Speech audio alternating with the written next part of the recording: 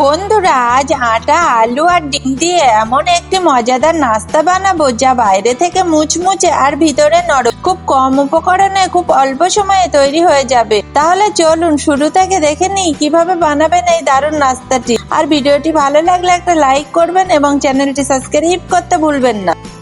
নাস্তাটি বানানোর জন্য প্রথমে নিয়ে নিতে হবে আটা। আমি একটি মিক্সিং বোলের মধ্যে 2 কাপ পরিমাণ আটা নিলাম এবং অল্প করে লবণ এবং সাদা তেল দিয়ে ভালো করে মাখিয়ে নেব। ভালো করে মাখিয়ে নেওয়ার পরে অল্প অল্প পানি দিয়ে আমি ডোটা মেখে নেব। যেরকম সাধারণ রুটি করে ওরকম ডোটা মেখে নিলেই হবে। অল্প অল্প পানি দিয়ে আমি ডোটা মাখবো। ডোটা রেডি হয়ে গিয়েছে। এরকম নরম হবে, বেশি নরম করা যাবে না। ডোটা রেডি হয়ে গিয়েছে। আমি 10 মিনিটের জন্য ঢাকনা চাপা দিয়ে রেখে দেব। তারপর আমি আলুর পুরটি রেডি করে নেব।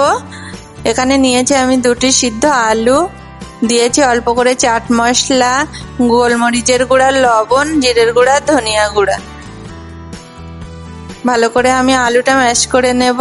নেওয়ার পরে আমি অল্প করে কাঁচা লঙ্কা কুচি দিয়ে দেব। লঙ্কা কুচিটা দিয়ে ভালো করে ম্যাশ করে নেব। নেওয়ার পরে আলুর পুরটি রেডি হয়ে যাবে। আমি ঢাকনা চাপা দিয়ে সাইডে রেখে দেব। আমি এবার ডিমটা ফাটিয়ে নেব। এখানে নিয়েছি আমি 2টো ডিম, অল্প করে লবণ এবং গোলমরিচের গুঁড়া দিয়ে ডিমটা ফাটাবো। আমি অন্য কোনো মশলা আর দেবো না। ডিমটা ফাটানো হয়ে গিয়েছে। এবার আমি রেখে দেব। ডোটা থেকে 2টো লেচি কেটে নিয়ে রুটি বেলে নেব। রুটিটা একটু বড় হবে, এমনি রুটি করার মতো হালকা করে রুটিটা বেলতে হবে। ডোটা যেহেতু লেচিটা বড় সেজন্য একটু রুটিটা বড় হবে। আলুর পুর থেকে হাফ আলুর পুর নিয়ে রুটিতে দিয়ে দেব। দিয়ে ভালো করে চারিদিকে লাগিয়ে নেব।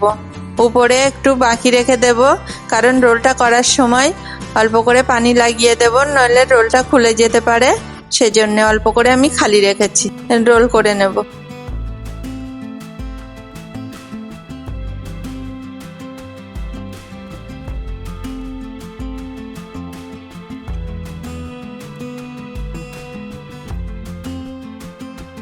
রোলটা করা হয়ে গিয়েছে।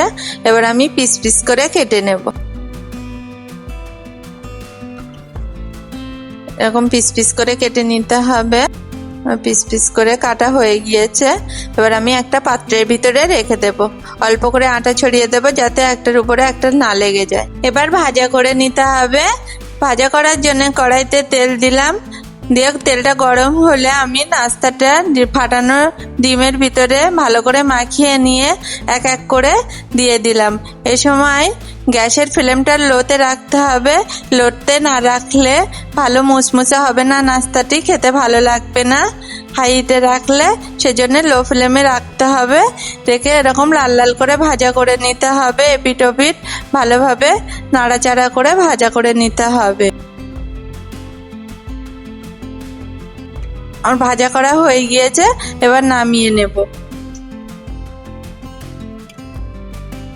তো কেমন লাগলো আজকের এই রেসিপি? আপনাদের মতামত অবশ্যই কমেন্টে জানাবেন। আর নতুন নতুন সহজ ও সুস্বাদু রান্নার রেসিপি পেতে আমাদের চ্যানেলটি সাবস্ক্রাইব করে পাশে থাকবেন। আবার দেখা হবে নতুন একটি মজার রেসিপি নিয়ে। সবাই ভালো থাকবেন।